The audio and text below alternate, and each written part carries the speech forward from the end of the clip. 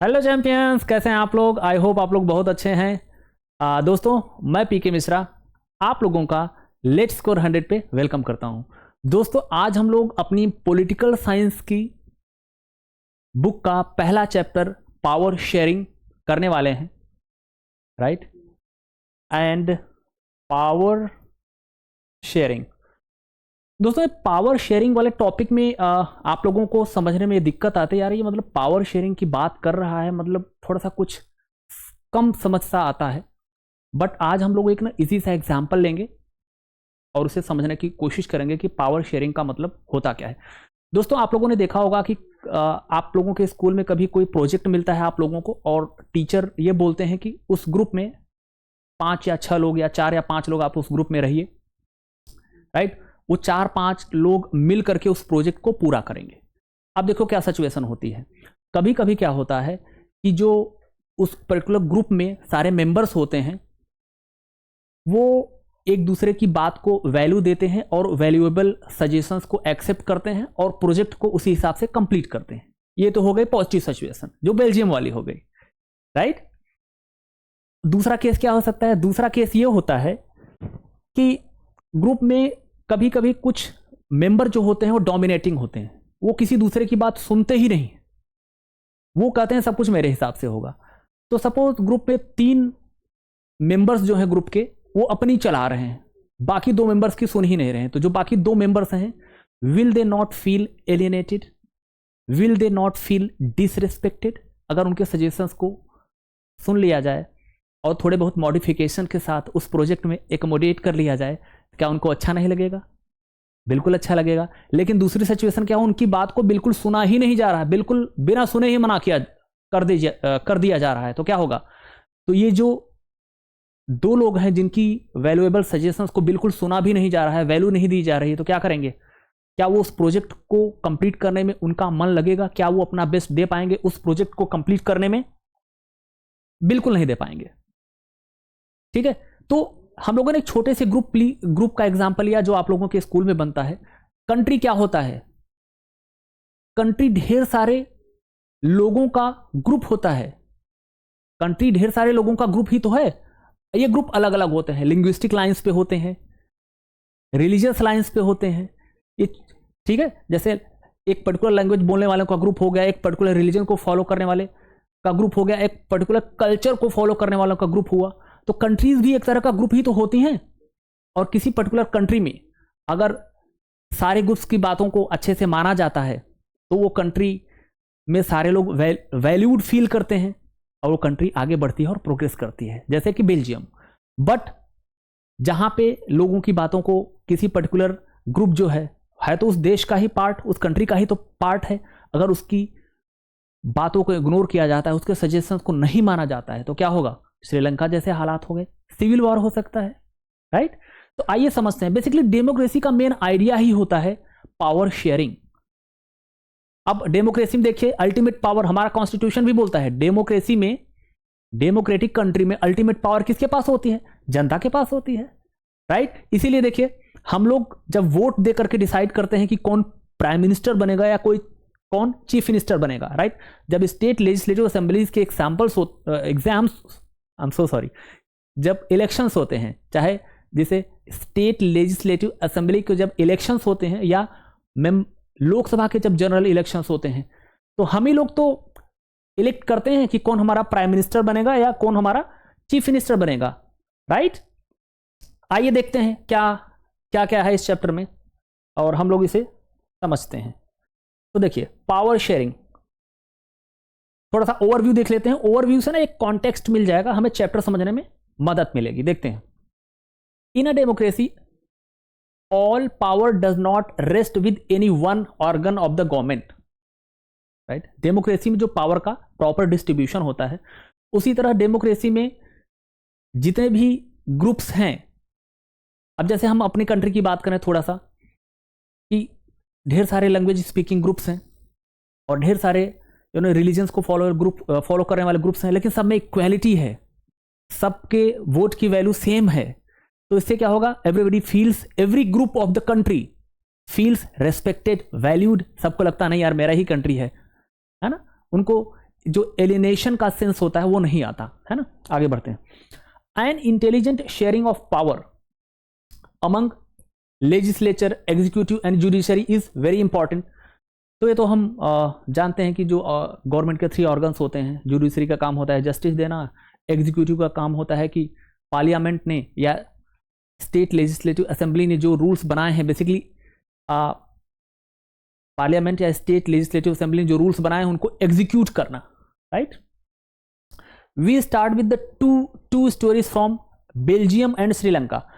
दोस्तों ये जो पावर शेयरिंग का जो अरेंजमेंट है उस बात को हमें बेल्जियम एंड श्रीलंका के एग्जाम्पल से समझाने की कोशिश की गई है कि अगर हम पावर शेयर करते हैं, जैसे मैंने बोला कंट्री क्या होती है, कंट्री एक लार्जर ग्रुप ऑफ पीपल ही तो होता है, जो डिफरेंट सेक्शंस ऑफ सोसाइटी हैं, different groups of the society हैं किसी पर्टिकुलर कंट्री में। अगर हम उनके साथ पावर शेयर करते हैं तो क्या होगा, वो कंट्री ग्रो करेगी and all the people of different groups will feel respected और उनको लगेगा कि we are very much part of this great country. Otherwise क्या होगा, जैसे श्रीलंका वालों ने किया, वहां क्या हुआ, सेंस ऑफ एलिनेशन आ गया, which is not good for any country. Both these stories are about how democracies handle demands for power sharing. These stories yield some general conclusions about the need for power sharing। Sri Lanka से हमें सीख मिल गई कि भाई अगर power नहीं share करोगे, यानी मेजॉरिटी अगर डोमिनेट करने की कोशिश करेगी माइनॉरिटी को, तो माइनॉरिटी कुछ समय तक तो बर्दाश्त कर लेगी। अंग्रेजों ने क्या किया था, डोमिनेट करने की कोशिश की थी ना, लंबे समय तक चल पाए, नहीं चल पाए। अगर शायद हम इंडियंस की बात मानते हैं, शायद और लंबे समय तक, थोड़ा 50 साल 60 साल और हो सकता है कि रूल कर पाते, राइट। तो डोमिनेशन से काम नहीं चलता है, कोऑपरेशन से काम चलता है, जितने भी है ना कोऑपरेशन से काम चलता है। आइए देखें नेक्स्ट स्लाइड पे क्या है। हमारी नेक्स्ट स्लाइड टॉक्स अबाउट, पहले हम लोग बेल्जियम के केस को स्टडी करेंगे कि बेल्जियम में क्या सिचुएशन थी। पहले हम समझेंगे कि थोड़ा सा बेल्जियम के बारे में जानने की कोशिश करेंगे, बेल्जियम के इंट्रोडक्शन को पढ़ेंगे। उसके बाद हम ये समझने की कोशिश करेंगे कि जो बेल्जियम एक कंट्री है उसमें कौन कौन से सोशल ग्रुप्स हैं, राइट। देखते हैं। तो पहले हम बेल्जियम का पढ़ते हैं एंड आप लोग यहां पे आप लोग यहां पे देख सकते हैं कि बेल्जियम यूरोप का एक छोटा सा देश है। देखिए ये रहा हमारा बेल्जियम। बेल्जियम जैसा कि हमारी बुक में लिखा हुआ है कि बेल्जियम का जो बॉर्डर, बेल्जियम की 4 बॉर्डर कंट्रीज हैं, बॉर्डरिंग कंट्रीज हैं, नेबरिंग कंट्रीज हैं। जैसे इंडिया के आप लोगों को 6, 7, 8 से ही हम लोग पढ़ते चले आ रहे हैं कि इंडिया की नेबरिंग कंट्रीज के नाम बताइए। जैसे हमारे इंडिया की नेबरिंग कंट्रीज हैं, पाकिस्तान है, बांग्लादेश है, नेपाल है, भूटान है, चाइना है, राइट। उसी तरीके से बेल्जियम की नेबरिंग कंट्रीज कौन कौन से, एक बार हम देख लेते हैं। 4 हैं, इनके नाम पूछे जा सकते हैं 1 मार्कर में, तो एक बार हम इसे ध्यान से देखते हैं। देखिए बेल्जियम की नेबरिंग कंट्रीज हैं Netherlands, Germany, Luxembourg and France. ये 4 नेबरिंग कंट्रीज हैं बेल्जियम की। एंड आइए देखते हैं, पहले हम बेल्जियम का इंट्रो देखेंगे। बेल्जियम क्या है, Belgium is a small country in Europe, और ये इतनी स्मॉल है कि हरियाणा से भी, हमारा हरियाणा, हाँ पंजाब हरियाणा, दिल्ली के पास वाला हरियाणा आप लोग जानते होंगे, ये in terms of area Haryana से भी छोटा है। देखिए Belgium is a small country in Europe, smaller in area than the state of Haryana, right. उसके बाद it has borders with France, आपने देखा, नीदरलैंड, ये रहा आपका नीदरलैंड, जर्मनी, ये रहा Germany and Luxembourg. We already know this. अब देखते हैं इसकी पॉपुलेशन क्या है। पॉपुलेशन भी, it has a population of a little over 1 crore. Delhi से भी कम है इसकी पॉपुलेशन तो, right. About half the population of Haryana, ठीक है। हरियाणा की पॉपुलेशन की मतलब in terms of area and population दोनों में हरियाणा से छोटा है। इतना छोटा सा कंट्री है, फिर भी अगर चीज़ों को अच्छे से हैंडल कर लिया जाए तो कंट्री चाहे बड़ी हो चाहे छोटी हो, सबकी बात मान ली जाए, सबके वैल्यूएबल सजेशन को सुना जाए एंड पॉलिसी मेकिंग के टाइम पे उनके सजेशंस को थोड़े बहुत मॉडिफिकेशंस के साथ, अगर वो प्रैक्टिकल नहीं है, अगर एक्सेप्ट किया जाए, they will means all the groups in a country will feel respected and valued. वो बहुत जरूरी होता है, जैसा कि बेल्जियम वालों ने करके दिखाया, राइट। देखते हैं, तो ये हो गया हमारा इंट्रो। ये तीनों पॉइंट्स हो गए हमारे इंट्रो के। तो बेल्जियम के अगर इंट्रो में कभी इस तरह का कोई क्वेश्चन आता है तो हम इसे पॉइंट्स बढ़ाने के लिए इंट्रो को भी लिख सकते हैं। ये इस पे तो क्वेश्चन बनता है, इस पे तो क्वेश्चन बनता है। तो आप लोग बॉर्डरिंग कंट्री या नेबरिंग कंट्रीज बेल्जियम के आप लोग याद रखिए इसे। अब ये बहुत ही इंपॉर्टेंट, इस पे क्वेश्चन आता है, ये इसे हम खूब ध्यान से समझेंगे। Describe the ethnic composition of Belgium. और इसको अगर हम समझ लेते हैं तो हम बहुत अच्छे से पूरी स्टोरी को समझ पाएंगे और कैसे उन्होंने हैंडल किया उस चीज़ को भी समझ पाएंगे। और हम ये भी समझ पाएंगे कि बेल्जियम में कुछ समय के लिए 1950s और 60s में टेंशन बहुत ज़्यादा बढ़ गया था और सिचुएशन बहुत टेंस थी, बट उन्होंने बड़े तरीके से, बड़े पेशेंस से, बड़े कोऑपरेटिव एटीट्यूड से उसको हैंडल किया। फाइनली श्रीलंका जैसा कोई सिविल वॉर वगैरह नहीं हुआ। तो ये इस बात से हमको ढेर सारी सीख मिलती है एज अ नेशन, राइट। देखते हैं, so ethnic composition of this small country. Ethnic composition मतलब क्या होता है कि कितने तरह के सोशल ग्रुप्स रहते हैं और वो कौन कौन सी लैंग्वेजेस बोलते हैं, कौन कौन से रिलीजन को फॉलो करते हैं, आइए देखते हैं। So small country is a very complex, but थोड़ा सा आउट ऑफ कॉन्टेक्स्ट हो जाएगा, बट ये इतना भी कॉम्प्लेक्स नहीं जितना हमारे यहाँ है। लेकिन हम लोगों ने कितने अच्छे से हैंडल किया है। यूनिटी इन डाइवर्सिटी, हमारे यहाँ तो इतने ढेर सारी लैंग्वेजेस हैं, ढेर सारे रिलीजन हैं, इनसे ज़्यादा ही रिलीजन है हमारे यहाँ, पॉपुलेशन भी ज़्यादा है, एरिया भी बहुत बड़ा है ना। हम लोगों ने काफ़ी अच्छे से हैंडल किया है हियर इन इंडिया। बट अभी हम we will stick to Belgium only. So ethnic composition of this small country is very complex. Of the country's total population 59%, country की टोटल पॉपुलेशन का 59% डच स्पीकिंग पीपल है। यानी more than half of the people Dutch language बोलते हैं। और ये रहते कहां हैं? फ्लेमिश रीजन में। ये देखिए, ये हमारा फ्लेमिश रीजन है,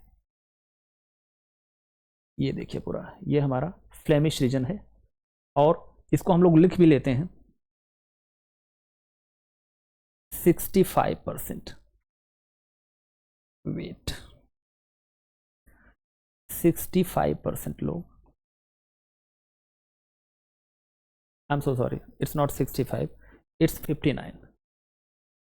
59% लोग डच लैंग्वेज बोलते हैं। 59% लोग डच बोलते हैं और कहाँ रहते हैं? फ्लेमिश रीजन में। ये हो गया हमारा फ्लेमिश रीजन, राइट।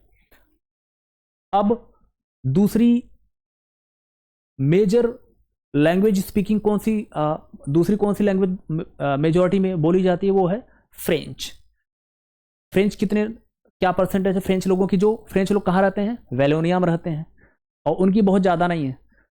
फर्स्ट जो है 59% Dutch speaking, second 40% French speaking.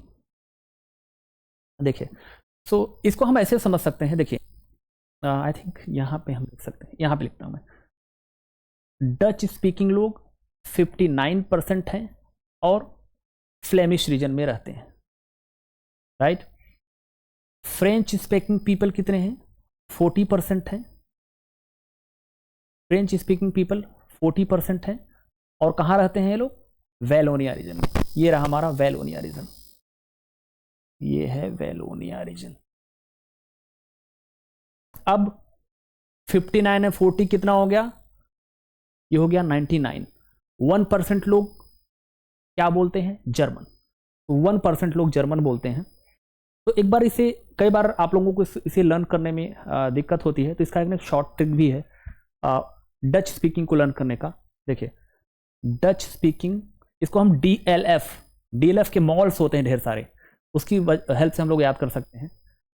Dutch language speaking लोग कहाँ रहते हैं? फ्लेमिश रीजन में। और ये तो हमें याद ही हो गया कि majority of the people speak Dutch language और उनका 59% है। ठीक है, DLF के हेल्प से आप याद कर सकते हैं। 59% लोग डच स्पीकिंग हो गए, फिर 40% लोग फ्रेंच स्पीकिंग हो गए जो वैलोनिया रीजन में रहते हैं। उसके बाद 1% लोग जर्मन लैंग्वेज बोलते हैं। तो बेसिकली इसको ऐसे समझो, बहुत ही क्लियर सा है, बहुत ही आसान है। कितनी लैंग्वेजेस बोली जाती हैं? 3। Dutch language, French language and German language. Dutch language 59%, 40% French language और 1% जर्मन लैंग्वेज। आइए अब हम हमारा ये पॉइंट कवर हो गया, this point and this point. तो 40% people live in Wallonia region and speak French. Remaining 1% Belgians speak German. Dutch, French, German 59%, 40%, 1%। ये हमारा क्लियर हो गया। ये तो एक बड़ी इंपॉर्टेंट बात है, इसे समझना बहुत जरूरी है कि पूरी कंट्री में, देखिए पूरी कंट्री में, इसको ऐसे समझते हैं, पूरी कंट्री में जो हमारा ये बेल्जियम है, पूरी कंट्री में मेजोरिटी में कौन है? Dutch speaking people 59%। और कहां रहते हैं वो लोग? कहां रहते हैं डच स्पीकिंग पीपल? DLF के फॉर्मूले से हमें याद है, फ्लेमिश रीजन में रहते हैं। पूरी कंट्री में मेजोरिटी में है। लेकिन जो जैसे इंडिया की कैपिटल न्यू दिल्ली है, उसी तरह बेल्जियम की कैपिटल है ब्रसेल्स। ब्रसेल्स में हिसाब किताब बिल्कुल उल्टा है। वहां पे फ्रेंच लोग, फ्रेंच लैंग्वेज स्पीकिंग लोग मेजोरिटी में हैं। अब जैसे इसमें 40, ये भी बहुत इजी याद करना एक ट्रिक है कि पूरी कंट्री में फ्रेंच स्पीकिंग लोग का परसेंटेज क्या है? 40। बट कैपिटल सिटी ब्रसेल्स में जस्ट डबल कर दो, 40 का 80 कर दो। अब बचा 20%, उसमें डच कर दो, डच कर दो, राइट। अब ये देखिए, कैपिटल सिटी ब्रुसेल्स है, ठीक है। ब्रुसेल्स में हिसाब किताब बिल्कुल अलग है। जो ये फ्रेंच स्पीकिंग पीपल यहां पे थे वैलोनिया रीजन में, और यहां पे नहीं होगा, यहीं तक है, क्योंकि यहां पे ये एरिया आपको दिख रहा है, ये जर्मन स्पीकिंग पीपल है। ये जो रेड में दिख रहा है, ये हमारा वैलोनिया है, जहां पे फ्रेंच स्पीकिंग पीपल रहते हैं। अब ब्रुसेल्स में सिचुएशन बिल्कुल अलग है। ब्रुसेल्स में, बेल्जियम की कैपिटल ब्रुसेल्स में 80% फ्रेंच स्पीकिंग लोग रहते हैं और 20% डच स्पीकिंग लोग रहते हैं। कंट्री में सिचुएशन अलग है। पूरी कंट्री में देखो मेजोरिटी में कौन है? डच स्पीकिंग है। एंड अगर कैपिटल सिटी ब्रुसेल्स की, कैपिटल ब्रुसेल्स की बात करो, तो यहां पे मेजोरिटी में फ्रेंच स्पीकिंग है। तो सिचुएशन कॉम्प्लेक्स है ना। अब देखते हैं, ये बेसिकली इसी का पार्ट बनेगा, ethnic composition of Belgium. In the capital city Brussels 80% people speak French. वही 80% जो पूरी कंट्री में 40% में है, बट कैपिटल सिटी ब्रसेल्स में फ्रेंच स्पीकिंग ज्यादा, फ्रेंच स्पीकिंग लोग मेजोरिटी में हो गए। अब जो डच स्पीकिंग 59% थे उधर पूरी कंट्री में मेजोरिटी में, बट कैपिटल सिटी में वो माइनॉरिटी में है। Dutch speaking are minority. तो आई होप ये क्लियर हो गया। एंड 1% जो जर्मन स्पीकिंग है, एक बार हम लोग देख ही लेते हैं, हम लोगों ने इसे देखा भी है। ये जो जर्मन स्पीकिंग है 1%, वो इस एरिया में रहते हैं, है ना। Now will move to the next slide. And next slide में हम लोग पढ़ने वाले हैं। अब जैसा कि आप लोगों ने देखा कि पूरी कंट्री में मेजोरिटी तो डच लैंग्वेज बोलने वालों की है, लेकिन कैपिटल सिटी ब्रसेल्स में फ्रेंच लैंग्वेज बोलने वालों की मेजोरिटी है। तो सिचुएशन कॉम्प्लेक्स भी है और टेंस भी है। आइए देखते हैं। अभी हम लोगों ने पढ़ा एथनिक कंपोजिशन। तो एथनिक का मतलब क्या होता है, इसे समझ लेते हैं। एथनिक का मतलब होता है, ये बहुत इजी है लेकिन थोड़ा सा अब्स्ट्रैक्ट सा कॉन्सेप्ट है, बट हम एग्जांपल से इसे समझ सकते हैं। एथनिक का मतलब होता है, बेसिकली समझे बहुत इजी लैंग्वेज में, एथनिक का मतलब होता है सोशल डिवीजन। इसमें 3 पॉइंट्स हम लोगों ने बनाया है और देखते हैं एथनिक क्या होता है। एथनिक का मतलब होता है social division based on shared culture. समझते हैं शेयर्ड कल्चर क्या होता है। सबसे पहले समझते हैं कि शेयर्ड कल्चर क्या होता है। सोशल डिवीजन, जैसे अपनी कंट्री का हम लोग एग्जांपल लेते हैं। हमारी कंट्री में कौन कौन से मेन सोशल डिवीजन्स देखने को मिलते हैं? कास्ट, रिलीजन बहुत ज़्यादा प्रोमिनेंट है हमारी सोसाइटी में। कास्ट और रिलीजन ये जो के बेसिस पे लोगों को हम देख सकते हैं, कास्ट और रिलीजन, राइट। अब कास्ट रिलीजन में क्या होता है, जैसे कास्ट के बेसिस पे किसी को हम यादव जी बोलते हैं, कोई सिंह साहब राजपूत होते हैं, कोई पंडित जी होते हैं, कोई मौलवी साहब होते हैं, राइट। अब दूसरा पॉइंट देखते हैं। दूसरे पॉइंट में क्या है, people belonging to the same ethnic group, same ethnic group. अब जैसे पंडित जी का ग्रुप हो गया, सिंह साहब राजपूत का ग्रुप हो गया, मौलवी साहब का ग्रुप हो गया, राइट। देखते हैं, believe in their common descent. समझिए, कॉमन डिसेंट समझाता हूं। कॉमन डिसेंट क्या होता है? कॉमन डिसेंट का मतलब जो यादव जी लोग हैं वो मानते हैं कि उनके इंसेस्टर्स लॉर्ड कृष्णा हैं। उसी तरह से जो पंडित जी लोग हैं वो मानते हैं कि उनके एंसेस्टर्स ग्रेट ऋषि मुनीज हैं जिन्होंने वेदास को कंपोज किया था, राइट। उसी तरीके से जो सिंह साहब लोग हैं, राजपूत लोग हैं, उनका यह मानना है कि महाराणा प्रताप उनके एंसेस्टर्स हैं। तो एक होता है ना, एक सेंस ऑफ बिलोंगिंगनेस और यूनिटी आती है किसके नाम पर? कॉमन डिसेंट के नाम पे। अब जैसे महाराष्ट्र में है, महाराष्ट्र में ढेर सारे लोग शिवाजी महाराज को अपने आप को मानते हैं, मतलब उनका महाराष्ट्र में लोगों का मानना है कि वो ग्रेट शिवाजी महाराज उनके एंसेस्टर्स थे। तो कहीं ना कहीं एक सेंस ऑफ प्राइड और सेंस ऑफ बिलोंगिंगनेस तो आता ही है कि we belong to this great person या group. So people belonging to the same ethnic group, जैसे Rajput Maharana Pratap, believe in their common descent, कि हम यादव जी लोग लॉर्ड कृष्णा, पंडित जी लोग ग्रेट ऋषिज एंड मुनीज जिन्होंने वेदास को कंपोज किया, राइट। और राजपूत लोग महाराणा प्रताप एंड महाराष्ट्र में मराठा लोग महाराज शिवाजी, राइट। अब क्या होता है, because of their common descent तो समझ गया आप लोगों ने, because of similarities of physical type and culture.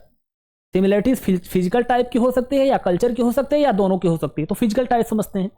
Physical type मतलब बिल्ट में कैसे दिखते हैं, उनका कैरेक्टर कैसा है। कैरेक्टर मीन्स वो कितने वीर टाइप के हैं। जैसे महाराणा प्रताप वीरता के लिए जाने जाते हैं, महाराजा शिवाजी महाराज भी वीरता के लिए जाने जाते हैं, करेज के लिए जाने जाते हैं। एंड महाराणा प्रताप का तो हम लोगों ने और जो पंडित जी लोग हैं पढ़ाई लिखाई के लिए जाने जाते हैं, है ना। हालांकि फिजिकल टाइप से यहाँ कोई उसका रिलेवेंस नहीं है। कल्चर की बात करते हैं। कल्चर का मतलब क्या होता है? कल्चर को हम एक बहुत ही इजी लैंग्वेज में समझ सकते हैं। कल्चर का मतलब होता है कस्टम, रिचुअल्स एंड फेस्टिवल्स। ये जो कस्टम्स होते हैं, रिचुअल्स होते हैं, फेस्टिवल्स होते हैं, ये भी तो हमें यूनाइट ही करते हैं और कॉमन डिसेंट की तरफ ले जाते हैं। हम कहते हैं भाई हम सारे दीपावली मनाते हैं, हम सारे मुहर्रम या बकरीद मनाते हैं, ठीक है। तो ये क्या हो गया? फेस्टिवल ही तो है, विच इज कल्चर। रिचुअल्स में आप ले सकते हैं कि अलग अलग सोशल ग्रुप्स का अलग अलग रिचुअल होता है। रिचुअल्स जैसे at the time of birth अलग तरह का रिचुअल होता है, मैरिज का अलग रिचुअल होता है, एंड व्हेन पीपल डाई उनका लास्ट राइट्स का अलग अलग रिचुअल होता है। कोई बरी करता है, कोई बर्न करता है व्हेन पीपल डाई। तो ये रिचुअल। सो बेसिकली कि हम लोग इसे समझते हैं कल्चर का मतलब क्या होगा? कल्चर का मतलब हो गया फेस्टिवल्स, मोटा मोटा समझने के लिए कल्चर का मतलब हो गया फेस्टिवल्स, रिचुअल्स एंड कस्टम्स। कई बार हम लोग बोलते हैं ना कि यार हम लोगों में ये ऐसा नहीं होता है, हम लोगों में वैसा होता है। तो हम लोगों में हम क्या क्या बता रहे हो? अपनी कल्चर बता रहे होते हैं कि हम लोगों में ऐसा होता है या हम लोगों में ऐसा नहीं होता है, ठीक है। अच्छा, ये जो सेम एथनिक ग्रुप के जो लोग हैं, जरूरी नहीं कि वो सेम रिलीजन के भी हों और सेम कंट्री के भी हों, ठीक है। तो अगेन एक बार हम समझते हैं एथनिक का मतलब क्या। एथनिक का मतलब होता है सोशल डिवीजन, राइट। और ये जो सोशल डिवीजन होगा वो कॉमन डिसेंट के बेसिस पे होता है, और लोग कॉमन डिसेंट के होने की वजह से वो प्राइड फील करते हैं, यूनाइटेड फील करते हैं। चलिए नेक्स्ट हम लोग देखते हैं अब बेल्जियम में जो टेंशन का कारण क्या था। टेंशन का कारण तो आइए देखते हैं। पहला, द माइनॉरिटी फ्रेंच स्पीकिंग, यानी जो बेल्जियम में, पूरे बेल्जियम में तो माइनॉरिटी कौन था? वैसे तो 1% जर्मन थे, बट जर्मन का जो कॉन्फ्लिक्ट या टेंशन हुई थी उसमें बहुत बड़ा कोई रोल नहीं था। मतलब जो मेजर कॉन्फ्लिक्ट और टेंशन था वो डच स्पीकिंग और फ्रेंच स्पीकिंग में था। तो पूरी कंट्री में तो मेजोरिटी में डच थे, राइट? जैसा कि हम लोगों ने पढ़ा, पूरी कंट्री में मेजोरिटी में डच थे, माइनॉरिटी में कौन था? फ्रेंच लोग थे। लेकिन ये फ्रेंच लोग ना काफ़ी एजुकेशनली एंड इकोनॉमिकली फॉरवर्ड थे, माइनॉरिटी में होने के बावजूद भी। और ये बात थोड़ा सा ह्यूमन नेचर है, तो वो जो मेजोरिटी होती है ना, उसको ये रियलिटी को एक्सेप्ट कर पाना बड़ा डिफिकल्ट होता है। आप लोग भी इस बात को समझ पा रहे हैं। मेजोरिटी वालों को लगता है यार मतलब ये कैसे कर सकता है, राइट? देखते हैं, the minority French speaking community was relatively rich and powerful थे ये लोग, French speaking. This was resented by the Dutch speaking community जो पूरी कंट्री में 59% थी। हु गॉट, अच्छा ये लोग पीछे क्यों रह गए? Got the benefits of economic development and education much later. तो यार ये ना ह्यूमन नेचर है, ये थोड़ा सा ये जो कहीं ना कहीं ना जेलसी आ ही जाती है बट होना नहीं चाहिए, दैट इज नॉट हेल्दी। अब ये इकोनॉमिकली ये लोग ये बेसिकली ये रिच भी हैं, पावरफुल भी हैं। ये लोग मेजॉरिटी में होने के बावजूद भी इकोनॉमिक डेवलपमेंट एंड एजुकेशन का फायदा काफ़ी बाद में मिला, तो कहीं ना कहीं वो इन लोगों को मतलब नागवार गुजरा, मतलब अच्छा नहीं लगा। अब इसकी वजह से टेंशन हो गई। This led to tensions between the Dutch speaking and the French speaking communities. यहीं पे आके बात बिगड़ जाती है। और वास्तव में काफ़ी 1950s 60s में देखते हैं, 1950s और 60s में प्रॉब्लम काफ़ी बढ़ गई थी, बहुत ज़्यादा टेंस माहौल था। But the tension between the two communities, कौन कौन से टू कम्युनिटीज? डच 59% मेजोरिटी वाले, फ्रेंच 40% माइनॉरिटी वाले। The tension between the two communities was more serious in Brussels. अब जो पूरी कंट्री माइनॉरिटी में थे, लेकिन कैपिटल सिटी ब्रसेल्स में तो मेजोरिटी में थे 80%। वहां तो 59 और 40 था, वहां तो 80 और 20। See the difference. तो सिचुएशन को ये और कॉम्प्लेक्स बना देता है। ब्रसेल्स यानी capital city of Belgium, presented a special problem. The Dutch speaking people constituted majority in the country. जैसा कि हम लोगों ने पिछली स्लाइड में पढ़ा कि डच स्पीकिंग पीपल पूरी कंट्री में तो मेजोरिटी में थे, लेकिन कंट्री की कैपिटल ब्रसेल्स में केवल 20% थे डच स्पीकिंग। और पूरी कंट्री में जो माइनॉरिटी में थे 40% फ्रेंच स्पीकिंग, वो ब्रसेल्स में मेजोरिटी में थे just double 80%, but a minority in the capital.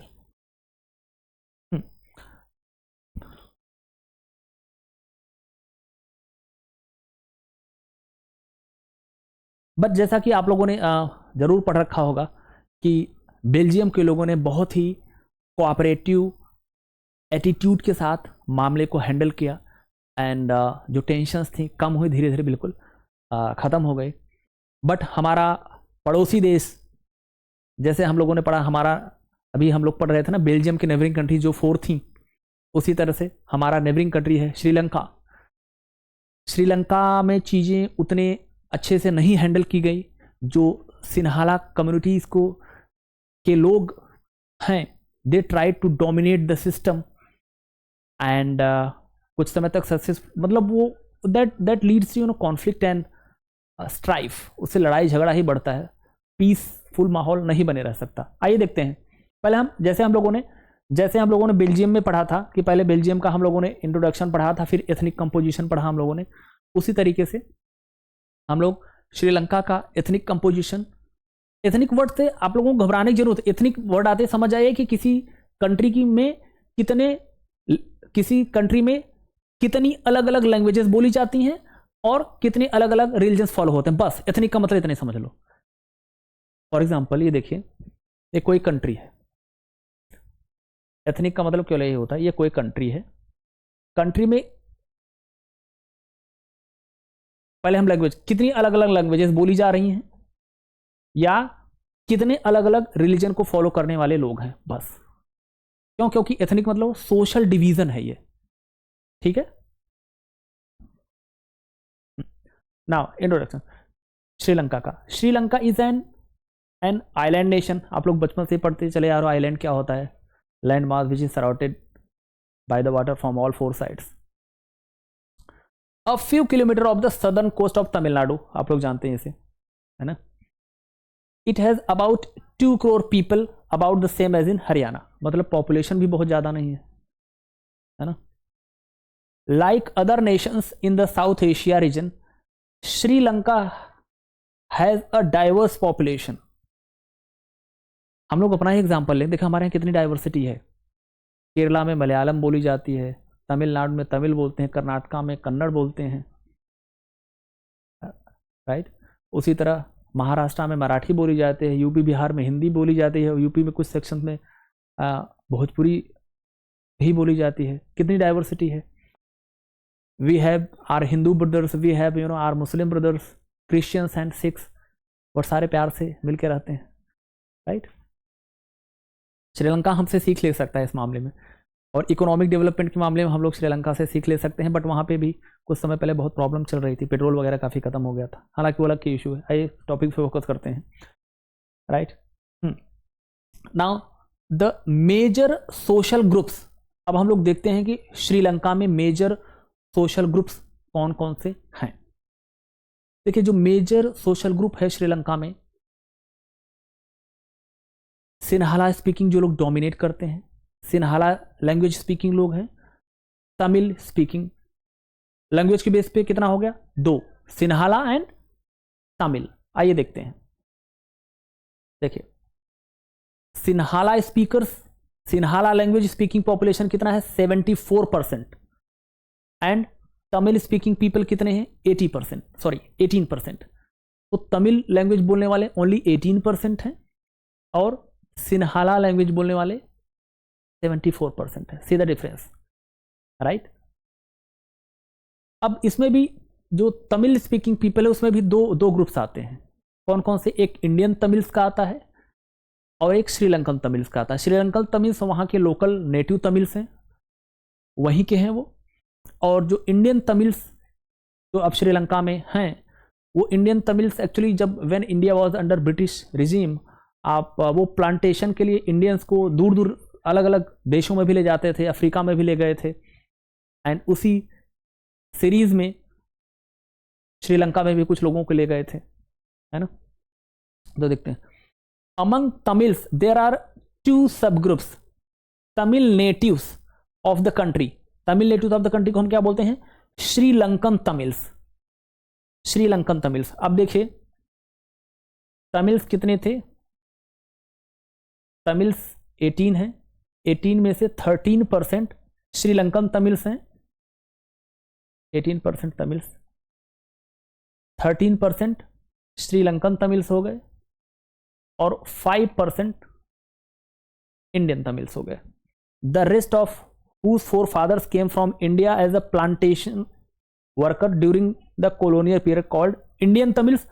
तो टोटल एक बार फिर से रिकैप करते हैं, सिन्हाला लैंग्वेज बोलने वाले कितने थे, 74%। दूसरे तमिल लैंग्वेज बोलने वाले थे, तमिल में 2 ग्रुप हो गया, Indian Tamils and Sri Lankan Tamils. अब 18% था, 18 में से 13 श्रीलंकन तमिल्स हो गए, तो 5% इंडियन तमिल्स हो गए। Is that clear? चलिए, श्रीलंकन तमिल्स आर, श्रीलंकन जो वहां के लोकल हैं, Sri Lankan Tamils are concentrated in the north and east of the country. Sri Lankan Tamils देखिए कहां पे हैं, नॉर्थ एंड ईस्ट, ये पूरा आपको दिख रहा होगा, नॉर्थ एंड ईस्ट, ये वो रीजन है जहां पे ओरिजिनली श्रीलंकन तमिल्स रहते हैं। अब जो इंडियन तमिल्स कहां रहते हैं, देखिए सेंटर में ये रहे इंडियन तमिल्स जो 5% है, यहां पे कॉन्सेंट्रेटेड है इनकी पॉपुलेशन, और बीच बीच में कहीं कहीं पे और भी हैं। ये हैं हमारे Sri Lankan, sorry I am so sorry, ये श्रीलंकन तमिल्स हैं और ये इंडियन तमिल्स। एक बार, ये श्रीलंकन तमिल्स हैं जो नॉर्थ एंड ईस्ट में है, और ये हमारे इंडियन तमिल्स है जो इंडिया से एज अ प्लांटेशन वर्कर गए थे और उनके, अब तो वो नहीं हैं, उनके बच्चे बच्चे होंगे, राइट। ये इंडियन तमिल्स हो गए, ये श्रीलंकन तमिल्स हो गए। ये 5% और ये 13%, तो टोटल 18% ये हो गए। अब देखिए मेजोरिटी में है ये 74% Sinhala speakers.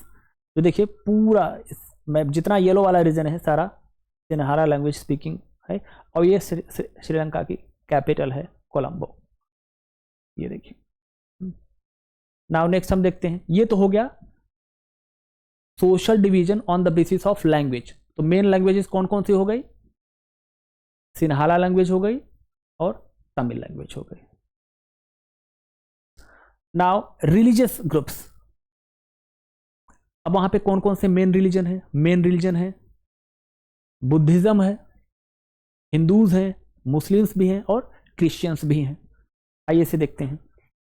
Most of the जो सिन्हाला स्पीकर है, मोस्ट, इस वर्ड पे ध्यान दीजिएगा, most of the Sinhala speaking people कौन सा रिलीजन फॉलो करते हैं, बुद्धिज्म, बुद्धिस्ट हैं। While most of the Tamils, जो तमिल स्पीकिंग पीपल हैं, जो Sri Lankan Tamils and Indian Tamils दोनों मिला के 18% हैं, वो उसमें से कुछ लोग हिंदुइज्म फॉलो, कुछ हिंदूज हैं कुछ मुस्लिम्स हैं। 18% में से कुछ हिंदूज हैं कुछ मुस्लिम्स हैं, बट जो मेजोरिटी में है 74%, उसमें से ज्यादातर लोग क्या फॉलो करते हैं, ज्यादातर लोग बुद्धिज्म फॉलो करते हैं। अब क्रिश्चियनिटी 7% है, क्रिश्चियन रिलीजन को फॉलो करने वाले लोग 7% है। तो अगर इस लाइन पे ध्यान दीजिए, most of the Sinhala speaking people are Buddhist, most. तो जो सिन्हाला स्पीकर्स हैं उसमें से कुछ क्रिश्चियन रिलीजन को भी फॉलो करते हैं, और उनका जो है ना, ये जो 7% क्रिश्चियंस हैं उसमें से तमिल भी हैं और सिन्हाला, यानी जो सिन्हाला बोलने वाले ज्यादातर लोग जो बुद्धिस्ट हैं, most of them are Buddhist but few of them practice Christianity. And जो तमिल्स, कुछ तमिल, ज्यादातर तमिल्स तो हिंदू एंड मुस्लिम रिलीजन को फॉलो करते हैं, बट कुछ लोग क्रिश्चियन रिलीजन को भी फॉलो करते हैं। Now will move to the next slide. और ये जो हमारा ना क्रिश्चियन, ये जो हम लोग पढ़ रहे थे उसे थोड़ा सा देख लेते हैं अच्छे से, ताकि आप लोगों को अच्छे से समझ आ जाए। हम लोगों ने ये देखा कि इसे समझते हैं एक बार अच्छे से।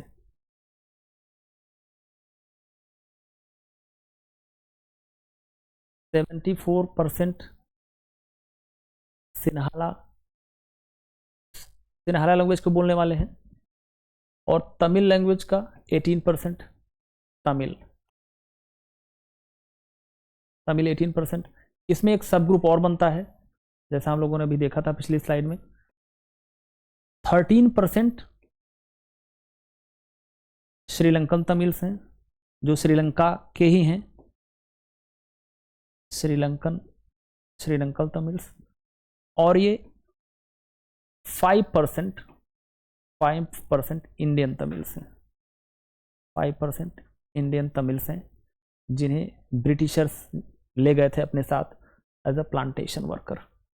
ये तो हो गया सोशल, बेसिकली ये लिंग्विस्टिक बेसिस पे हम लोगों ने डिवीजन को समझा, right.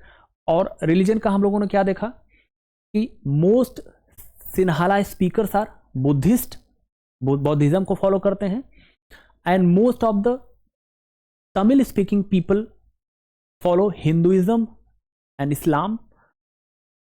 Most of the people follow Buddhism, Sinhala वाले में उसमें से कुछ क्रिश्चियन भी हैं, और जो most of the Tamil follow Hinduism and इस्लाम, उसमें से कुछ लोग क्रिश्चियनिटी, यानी तमिल स्पीकिंग लोग भी और सिन्हाला स्पीकिंग लोग की थोड़ी थोड़ी पॉपुलेशन क्रिश्चियनिटी को फॉलो करती है, यानी वो क्रिश्चियंस भी हैं, यानी सिन्हाला लैंग्वेज बोलने वाले भी क्रिश्चियन हैं थोड़े बहुत, और तमिल बोलने वाले भी थोड़े बहुत लोग क्रिश्चियन हैं। तो ये मेन रिलीजन हो गए Buddhism, Hinduism, Islam and Christianity. I hope दोस्तों आप लोगों को समझ में आया। कमेंट करके जरूर बताएं कि कैसा लगा ये lecture. Thank you so much.